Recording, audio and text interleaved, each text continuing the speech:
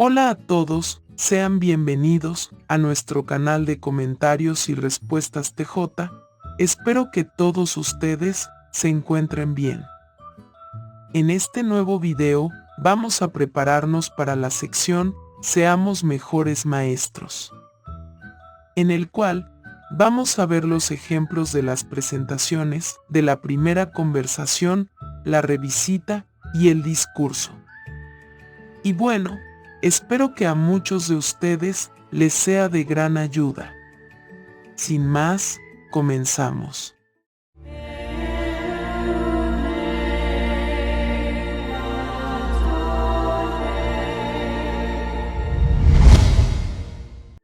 Bien, vamos a comenzar con el ejemplo de la primera conversación, en la cual se nos indica que usemos las ideas para conversar y tengamos en cuenta la lección 1. Veamos el ejemplo. Hola, ¿qué tal? ¿Cómo te ha ido? Bien, todo bien gracias a Jesús. ¿Tú qué tal? Pues muy bien. ¿Eres religioso? Como veo que das gracias a Jesús. Bueno, mis padres me enseñaron a hacerlo, pero poco a poco lo he ido dejando. En ocasiones, leo la Biblia que tengo en casa, sobre todo donde habla sobre Jesús. ¡Qué bueno! Jesús hizo cosas muy buenas por las personas a las que quería de su tiempo y por toda la humanidad. Sí, es un ejemplo a seguir, pero eso ya pasó hace mucho tiempo. El mundo ha cambiado mucho, estamos hablando de épocas muy diferentes. Sí es cierto, vivimos en tiempos totalmente diferentes, pero aún así, aunque las épocas cambian, el mundo cambia, el comportamiento humano no lo hace, y las personas de aquella época tienen los mismos o similares pensamientos que nosotros hoy día. Sí, bueno, puede que algunos consejos que dio sean útiles todavía para ser mejores personas, pero como te digo, hay muchas personas hoy en día que son ejemplos a seguir por enfrentarse a problemas actuales. Sí, y aprendemos mucho de ello también, pero con Jesús vamos un paso más allá, un paso que ningún humano puede llegar. ¿Sabes por qué? ¿O de lo que estoy hablando? Pues, no lo sé, no se me ocurre nada. Déjame leerte un texto de la Biblia que habla sobre esto, es Mateo 16:16, allí dice: Tú eres el Cristo, el Hijo del Dios vivo. ¿Te refieres a que es el Hijo de Dios? Eso lo dicen muchas personas, otros dicen que es directamente Dios, y otras que solo fue un hombre muy bueno que hizo grandes milagros. La verdad que no sé en qué pensar. Bueno, ¿tú crees en la Biblia? ¿Y qué es la palabra de Dios? Sí sé que todo lo relacionado con Dios se encuentra en la Biblia. Cuando era más pequeño, creía más en esas cosas, pero ahora hay cosas en las que creo y otras en las que no.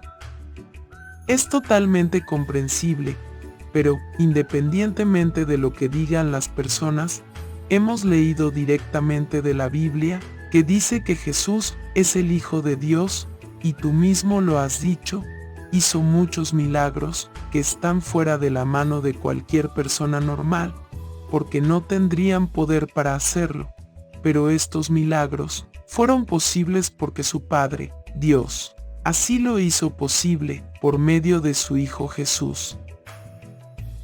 Son buenos argumentos, pero aún tengo una pregunta que me pone en duda.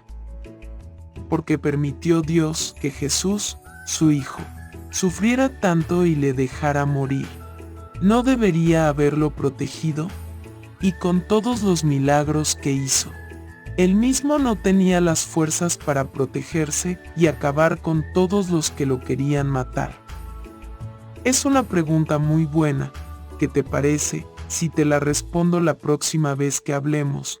Pero te adelanto algo, Jesús vino a la tierra y fue enviado por Dios con un propósito que está relacionado con su muerte, mañana o pasado, vemos por qué tuvo que morir.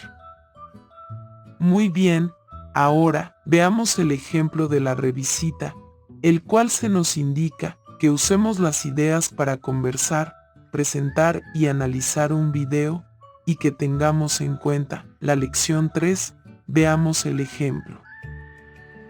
Hola, ¿cómo estás? ¿Qué tal esta semana? Hola, muy bien. ¿Tú cómo estás? Gracias a Dios, todo bien. Me alegra que el día de hoy podamos seguir hablando sobre la pregunta que dejamos pendiente el otro día. Sí, lo recuerdo, la pregunta era, ¿por qué tuvo que morir Jesús? ¿No?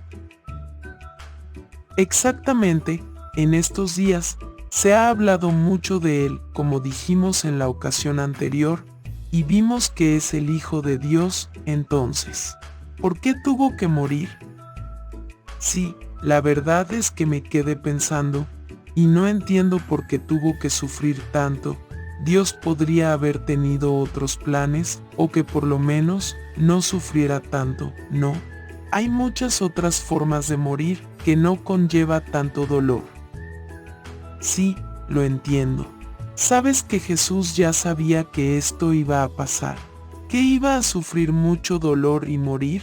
De hecho, vino a la tierra con ese propósito.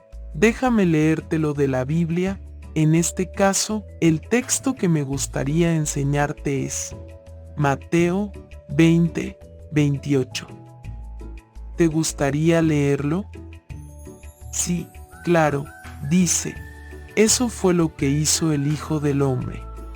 Él no vino para que le sirvieran, sino para servir a los demás y para dar su vida como rescate a cambio de muchas personas. Entonces, ¿notas cuando leíste que Él no vino?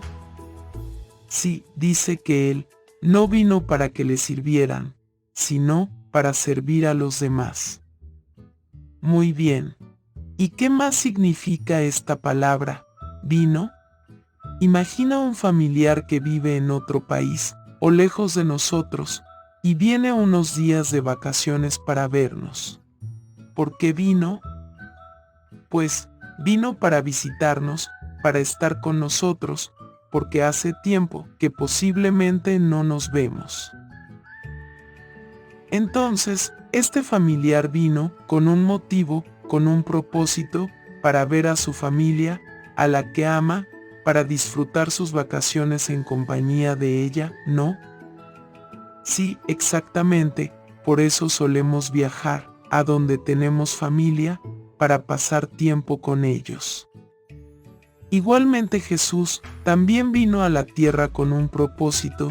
Dios lo envió por amor, por todos nosotros, para que estuviera tiempo con nosotros, compartiendo muchas cosas y mucho conocimiento, mientras se cumplía el propósito de su visita, de la voluntad de Dios. Dio su vida como rescate de muchas personas, esa parte, ¿no? Sí, rescate de muchas personas, por amor hacia nosotros. ¿Por qué necesitamos un rescate de nuestras vidas? Mira, quiero enseñarte este video que se titula ¿Por qué murió Jesús? ¿Qué te ha parecido? Muy explicativo y de forma sencilla, entendí que todos nosotros hemos heredado el pecado y la imperfección de Adán y Eva, por eso es que envejecemos y morimos. Exacto, por ello, todos necesitamos que seamos perdonados por todas las cosas que hacemos mal. Puede que hagamos muchas cosas bien, pero también cometemos muchos errores, y el sacrificio que hizo Jesús nos permite ante Dios tener un perdón por nuestros pecados. ¿Sabes por qué lo necesitamos? ¿Para estar más tranquilos con nosotros mismos? Esa parte es muy cierta. Nos permite aliviarnos muchas cargas que tenemos, pero gracias al rescate, a este sacrificio, llegará un momento que no tendremos más cargas, porque viviremos por siempre y no moriremos. Es una gran bendición y promesa que nos hace Dios, ¿no crees? Sí que lo es. Y esto solo es el principio de una larga lista de bendiciones. Mira, quiero mandarte este folleto, se llama Buenas Noticias, para que lo leas. La lección 4 trata de lo que estamos hablando, sobre Jesús, y también te mando el video que aparece en este folleto. Me gustaría que lo leyeras, y cuando lo hagas, me avisas y hablamos de cómo podemos demostrar nosotros que agradecemos el sacrificio que hizo Jesús por todos nosotros. Ahora, vamos a pasar a la presentación, modelo del discurso, el cual tiene por título ¿Por qué Números 25, 9 y 1 de Corintios 10, 8 usan cantidades diferentes? Y tengamos en cuenta la lección 17, veamos el ejemplo. La Biblia fue escrita por unos 40 hombres de diferentes épocas, a lo largo de 1600 años, con 39 libros de las Escrituras hebreas, también conocido como Antiguo Testamento, y 27 libros de las Escrituras griegas cristianas, también conocido como Nuevo Testamento. Además, es exacta en todo lo que en ella se dice, y no se contradice, por muchos hombres que las hayan escrito, y por tanta diferencia temporal que hubiera entre lo que escribió uno y otro. Pero, ¿qué diferencia hay en el texto de Números y 1 de Corintios? Fijémonos que se nos dice en Números 25, 9, vamos a leerlo, dice, los que murieron por el azote fueron 24,000. ¿Y qué cantidad se nos dice en 1 de Corintios 10:8 que murieron? Vamos a leerlo también.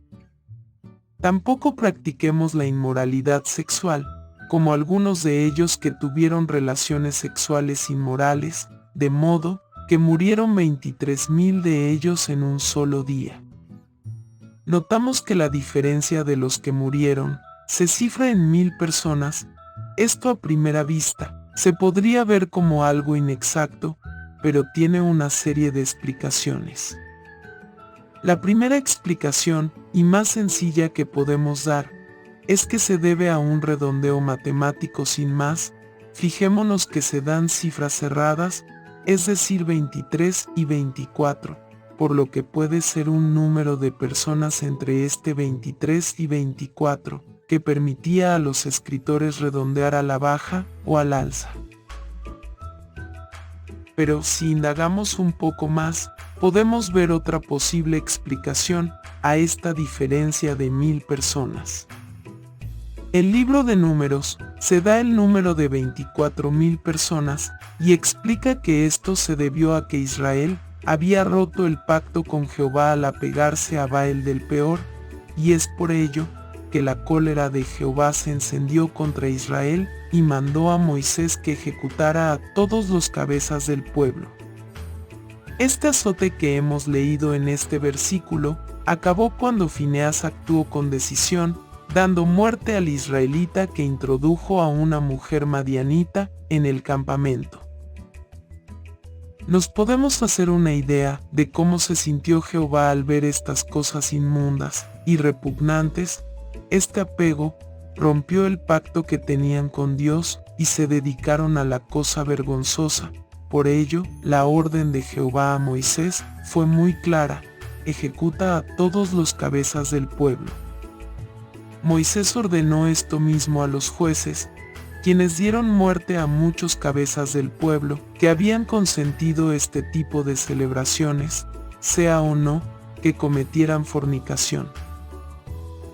Mientras que cuando el apóstol Pablo se refiere a la antigua Corintio, que fue célebre por su libertinaje de sus habitantes, se refirió en particular a aquellos a los que se le dio muerte directamente por Jehová y no por orden de jueces humanos, se refiere directamente a los que Jehová les quitó la vida por cometer fornicación. Esto nos deja la pregunta: ¿cuántas personas fueron ejecutadas por orden de los jueces?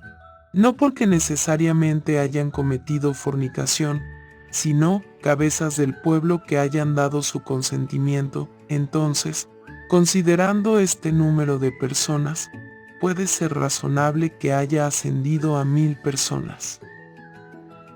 La lección que estaba dando Pablo por medio del texto que leímos de 1 de Corintios 10:8, la estaba dirigiendo a la consecuencia de un acto tan vergonzoso e impuro como la fornicación, y como la misma cólera de Jehová, quien pondrá fin a estas prácticas, no por medio de un dictamen o juicio de ninguna persona, sino que se daría muerte directamente por medio de Jehová. De ahí la diferencia de 1000 personas y la explicación a estos versículos, demostrando que la Biblia es y sigue siendo exacta en todo lo que dice.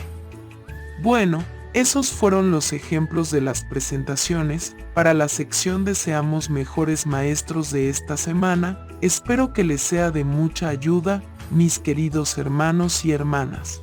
Les mando un fuerte abrazo y que Jehová los bendiga y proteja siempre.